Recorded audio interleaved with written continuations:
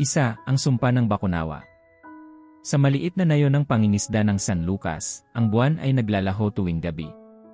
Ang mga matatanda ay nagkwento-kwentuhan tungkol sa Bakunawa, ang sinaunang dragon sa dagat na minsang nagtangkang lunukin ang buwan noong nakalipas na mga panahon.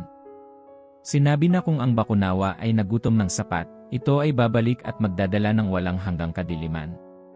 Si Amaya, isang batang mangingisda, ay palaging nabighani sa mga lumang kwento.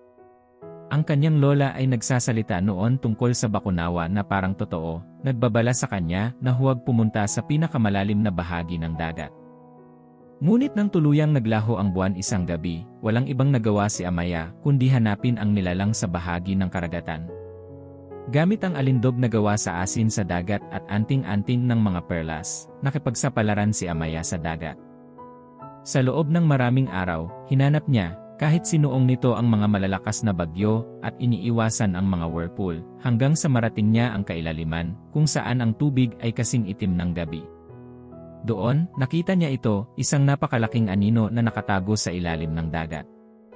Ang Bakunawa ay bumangon, at ang kanyang ahas na katawan ay nababalutan ng kumikinang na kaliskis. Ang kumikinang nitong mapupulang mga mata ay nakatutok kay Amaya, na nanginginig ngunit determinadong lumakas ang loob, itinaas ang kanyang anting-anting. Huminto ang dragon.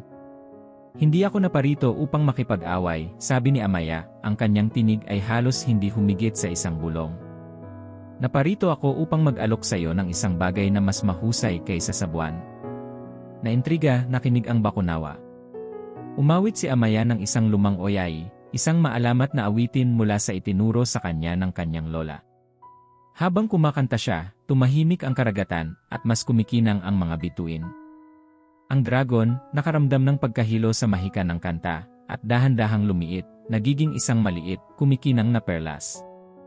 Sa tagumpay ni Amaya, bumalik sa kanyang nayon sa San Lucas dala ang perlas.